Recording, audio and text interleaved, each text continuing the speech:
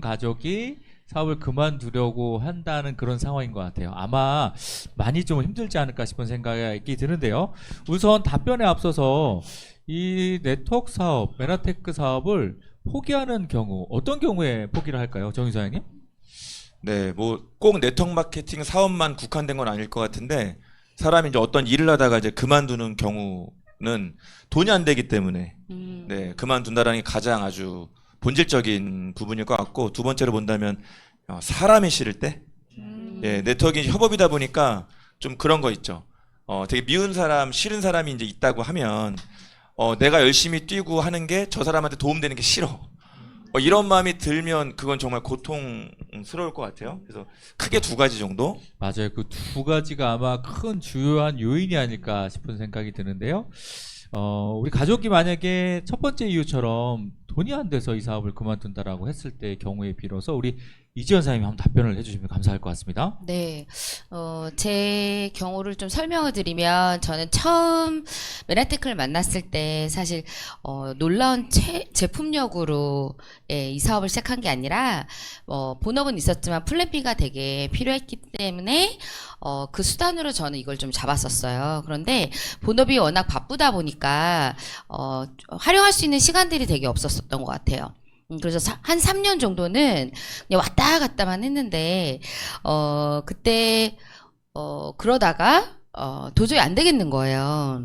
이것도 아니고 저것도 아니고. 그래서 동생을 다 둘을 불러놓고 이제 선포를 했죠. 난 이제 사업을 안 하겠다. 못 하겠다.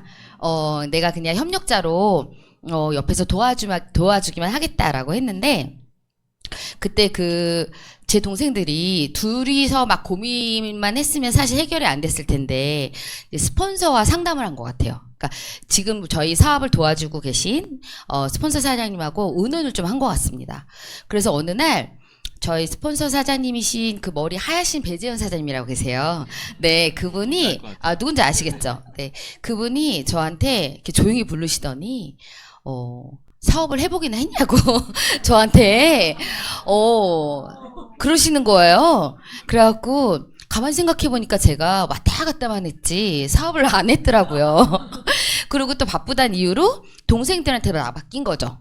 나 바쁘니까 이거 해줘, 이거 해줘. 그리고 또 더더욱이 저희가 이 사업을 하다 보면 시스템 참석이 되게 중요하잖아요.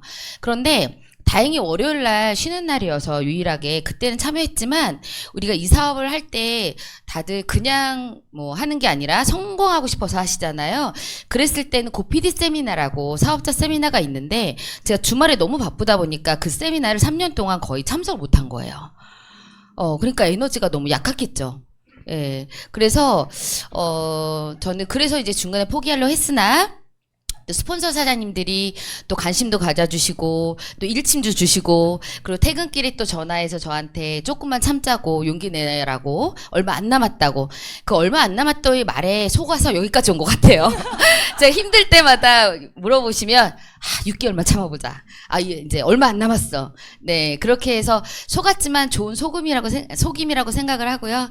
그리고 또한 마지막으로는 무엇보다 저희 사업을 도와주신 스폰서 사장님들이 많지만 가까이에서 저를 밀착해서 도와준 이하정 사장님과 이지아 사장님 동생들, 그 동생들이 밑에서 밀어주고 위에서 끌어주지 않았으면 사실 저는 여기까지 올 수 없었다고 봅니다. 그래서 이 자리를 빌어서 너무 그 두 분께 감사하다는 말씀을 드리고 싶습니다. 네, 감사합니다. 박수 한번 주십시오. 네.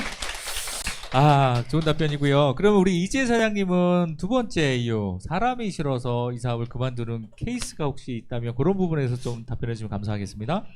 저는 사실 이 가족 사업을 포기하려 할 때 현명한 대처 방법에 대한 답은 제가 하는 게 아니라 밖에 계신 저희 언니 이은혜 사장님을 좀 이 자리에 불러야 될 것 같거든요.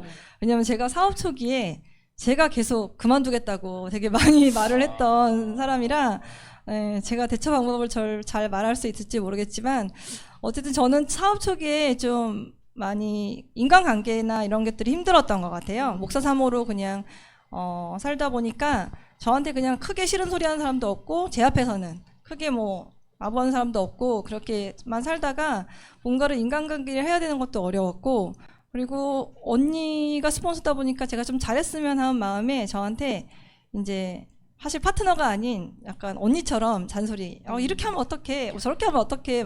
이런 소리도 좀 듣기 싫었던 것 같고 나는 나름 잘하고 싶은데 그런 것들도 있어서 제가 사실 단톡방을 2번이나 나갔어요. 그룹 단톡방을. 진상이다. 진짜. 그죠? 근데 제가 보면은 진상들이 네, 사업을 잘하는 것 같아요. 나중에 마음을 잘 먹으면 네, 진상이고 떠나면은 끝인데 진상인데 남아 있으면 사업을 되게 잘하는 것 같습니다. 제가 진상 고객이었고 진상 사업자였는데 3번째 나가려고 그러니까 저한테 너 이번에 나가면 못 들어온다 그러는 거예요. 그래서 제가 그때 꼭 참고 안 나간 기억이 있습니다. 근데 제가 사실 단톡방을 나갔는데 그 마음은 나가고 싶은 마음이 아니었어요. 사실 그냥 감정이 좀 상한 건데 그 표현을 한 거고 저는 이제 부부 사업을 하다 보니까 남편도 그 카톡방에 들어있잖아요. 그러다 보니까 저는 그 카톡을 보면서 다 일을 하고 있었어요. 사실은 뒤에서는 일을 하면서 말로는 나 안 해. 그리고 뒤에서 막 일하는 사람 있잖아요. 어릴 때도 약간 그랬거든요. 엄마가 설거지해. 그러면 저희 언니는 네 그래요. 그리고 안 하는 스타일 있죠. 저는 엄마 싫어요. 그리고 제가 막 이러면서 칭찬은 언니가 받고 일은 제가 하고 고문 제주가 부리고 칭찬 언니가 받고 이런 네, 이런 게 있었던 것처럼 제가 좀 이런 것들도 잘 못했던 것 같고 한 번은 이건 진짜 처음 얘기 아무한테도 얘기 안 했던 건데 스폰서 사장님 중에 한 분이 저한테 어느 날 이렇게 이지혜 사장님 PPD의 삶을 살고 있어 딱 이러시는 거예요. 근데 이게 무슨 의미인지 물어봐야 되잖아요. 근데 저는 제 마음대로 해석하잖아요, 사람들은. 그리고 내가 이걸 물어봤을 때 더 안 좋은 소리 들을까봐 싫을까봐 무섭고 하니까 나한테 일 안 한다는 소리인가? 나 진짜 열심히 일하고 있는데 나 용인에서부터 그때는 이사 오기 전이라 홍도까지 용인에서부터 막 버스 타고 여기까지 오고 나 진짜 뭔가 열심히 하고 있는데 나한테 저 말을 왜 하지? 그래서 또 마음이 상해서 또 나간 적이 있거든요. 별것도 아닌 것 같고 제가 진상 네 말할수록 계속 진상인데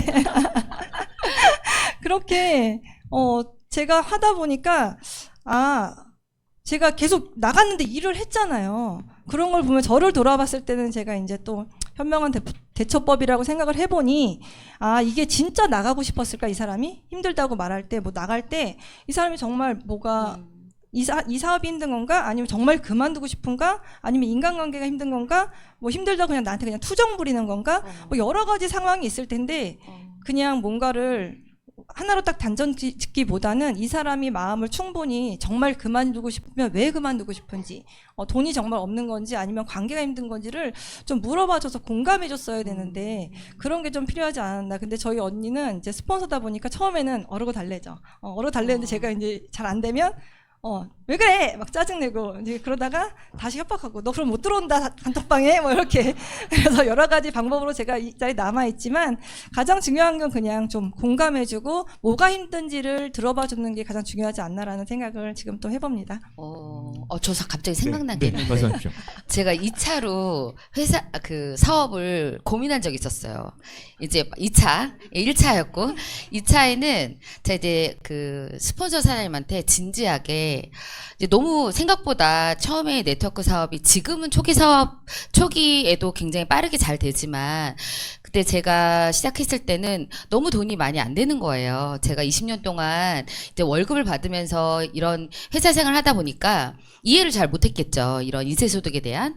그래서 심각하게 이제 아무래도 본업으로 돌아가서 내가 다시 한번 본업하면서 이걸 같이 하면 어떨까요? 라고 이제 물어본 적이 있어요. 스폰서한테 진지하게 물어봤더니 이제 그분이 하시는 말씀이 본인도 사실 고민이 됐던 때가 있었는데 그때 어떤 스폰서는 그러라고 본업 가서 하시면서 이걸 플랜 B로 안전적으로 하라고 하시는 분이 있다 하면 어떤 분은 사장님 제가 사장님을 잘 아는데 본업 가시면 다신 여기 못 오십니다. 조금만 견딥시다 라고 하는 스폰서 사장님들이 있어요. 물론 어느 하나가 정답은 아니에요. 뭐 A도 맞고 B도 맞을 수 있지만 그때 그분이 그 스폰서 사장님이 저한테 말씀해서 사장님 저는 사장님은 저랑 비슷할 것 같아요. 본업 가시면 다시는 못 돌아옵니다. 그러니 조금만 견디고 참아서 우리 다시 한번 사장님의 사업에 대해서 같이 의논해 보자고 이렇게 붙들어 주셨거든요. 근데 사실 그 이면에 저도 속으로는 그런 생각이 있는 것 같아요. 제가 만약에 본업으로 돌아가겠습니다 했을 때 그래 가세요라고 하면 이분들이 여기에서 내 존재감이 없나? 필요한 사람이 아닌가? 라는 생각이 들었을 것 같아요. 그런데 그게 아니라 사장님 같이 해요. 끝까지 같이 합시다라고 붙잡아 주셨기 때문에 저는 진짜 이 여기까지 제가 올 수 있었다고 생각을 합니다. 네. 그분도 싱글인가요? 누구야? 누군지 알 것 같아서 지금. 붙잡아준 분? 네, 그쵸. 맞죠? 네. 누군지 아시겠어요? 저도 갑자기 하나 생각났어요. 이게 대처 방법이 아니라 저는 이제 그룹에 와서 이제 제가 좋아진 점을 시스템 중에 하나를 좀 자랑하고 싶었던 게 예전에 무슨 감정적인 거 있거나 뭐 이러면 저 사람은 왜 저래? 다들 내 입장에서 생각했잖아요. 저 사람은 왜 저렇지? 이렇게 생각했었는데 제가 이 메나테크를 만나서 사실 저는 제가 시스템 중에 가장 좋아하는 시스템은 돈독이라는 시스템이거든요. 돈이 되는 독서 모임, 네, 돈독하사이가 되는 독서 모임. 이 책을 통해서 제가 뭐를 깨닫게 됐냐면 에너지 버스라는 책에 E 플러스 P는 O라고 이제 어떤 사건이 일어났을 때 그걸 받아들인 나의 태도가 결국에는 아웃풋을 만들어내는데 전에는 저 사람은 왜 저래? 라고 했던 것들이 그럴 수 있지. 이런 것들로 이렇게 바뀔 수 있었던 거는 제가 책을 읽어서 그러지 않았나라는 생각을 들면서 이런 돈독도 책을 읽는 것도 마음의 소양을 쌓는 것도 좀 좋지 않을까라는 생각을 지금 좀 한번 해봤습니다. 네, 답변 감사하고요. 우리 정윤 사장님 1번, 2번, 그러니까 돈이 안 돼서 그리고 사람이 싫어서 이 두 가지 이유 이외에 또 물론 가족 사업을 넘어서 전체 이제 파트너의 상황을 봤을 때 사업을 그만두려는 파트너가 있을 때 어떤 이유가 또 있을지 또 그에 대한 대처 방안이 있을지에도 또 답변해 주셔서 감사하겠습니다. 맞습니다. 가족 사업을 떠나서 이제 제가 파트너분들하고 이제 상담을 하는 과정에서 이렇게 본다면 그런 경우 있는 것 같아요. 이제 사업을 이제 해 보셨는데 잘 안 되는 거죠.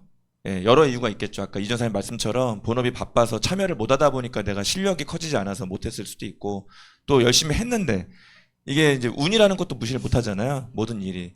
그러다 보니까 이제 난 안 되나 봐. 이렇게 좀 내가 스스로 위축되는 이제 이런 심리적인 압박이 왔을 때 저는 안 될 것 같아요. 이제 이럴 때가 있는데 그런 경우는 누구나 겪기 마련인 것 같아요. 저도 이제 지금까지 오면서 이제 그렇게 내가 스스로 위축되는 그런 순간들이 당연히 이제 여러 번 있었는데 이게 결과에 집중하기 때문에 그런 것 같아요. 물론 결과가 중요하지만 이 과정에 좀 집중을 해서 가야 되는데 대부분 이제 초기 사업자분들이 다른 사람들하고 막 비교를 하죠.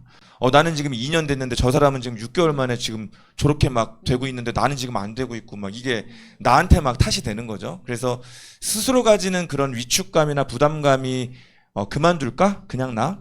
이런 마음으로 가져가게 하는 것 같고 또 하나는 이제 그런 거 있는 것 같아요. 대부분 네트워크 마케팅이 처음부터 본업으로 뛰어드는 사람들은 많지가 않단 말이죠. 그러다 보니까 기존의 일에서 좀 바쁘고 성과를 내셔서 이렇게 활동이 좀 많은 분들은 여기 조인되고 이런 게 사실 솔직히 쉽지만은 않습니다. 물론 조인이 돼야 되지만 근데 이런 경우에 보통 스폰서들이 이제 손발이 되어서 이렇게 같이 함께 해 나가는데 이제 어느 정도 좀 성장이 되고 나면 이제 스폰서들이 요구를 하죠. 이제 하셔야 돼요. 언제까지 내가 대신 계속 이런 어떤 과정이 될 때 사람이 기분 상할 수가 있고 이제 압박으로 다가올 때가 있잖아요. 근데 그게 어떤 분은 계속 그게 편하니까 가는 분도 있겠지만 어떤 분은 진짜 상황이 안 되는 분도 있을 수 있어서 그런 경우에는 이제 업라인 스폰서님들하고 이제 경험 많은 스폰서님들하고 상의를 해서 어떤 분들은 진짜 그 명단을 가지고 계속 가야 될 때가 있는 것 같아요. 그런데 그렇지 않게 이제 이게 뭐 악용이 된다라고 한다면 우리 그룹엔 그런 분들이 안 계시지만 악용이 돼서 손 안 대고 코 푸는 식의 성장이 된다라면 그런 경우는 존경과 감사의 보상은 못 받는 것 같아요. 돈은 들어올지 모르겠으나 그런 부분은 명확히 있는 것 같아서 분명한 대가 지불은 그들도 한다. 그래서 진짜 본업이 바빠서 소개를 많이 하지만 참여가 안 되는 분들은 그 타이밍이 올 때까지는 조금 또 업라인 사장님들이 현명하게 이렇게 가야 관계 훼손이나 굳이 그런 분들이 그만뒀을 때 누구도 손해거든요. 모두가 손해이기 때문에 그런 경우들도 또 같이 해나간다면 좋을 것 같다는 생각이 듭니다. 네, 정의사님 답변 감사합니다. 아무래도 지금 그런 고민을 하고 계시는 분들에게는 아주 좋은 답변이 되지 않을까 싶은 생각이 있는데요. 84번째 질문 마무리해 보도록 하겠습니다. 가족이 사업을 포기하려고 할 때 현명한 대처 방법은 이에 대한 답은 가족끼리 안에서 해결하려 하지 말고 스폰서를 찾고 그리고 시스템에 참여해서 결국 이 사업을 잘 알아볼 수 있게끔 도와주고 그리고 또 하기 싫어서 그만두려고 하는 게 아니라 위로받고 싶어서 하는 그 마음을 잘 헤아려서 결국 위로해주고 함께 그걸 헤쳐나가면 좋을 것 같다라고 정리하면 좋을 것 같습니다. 자, 다음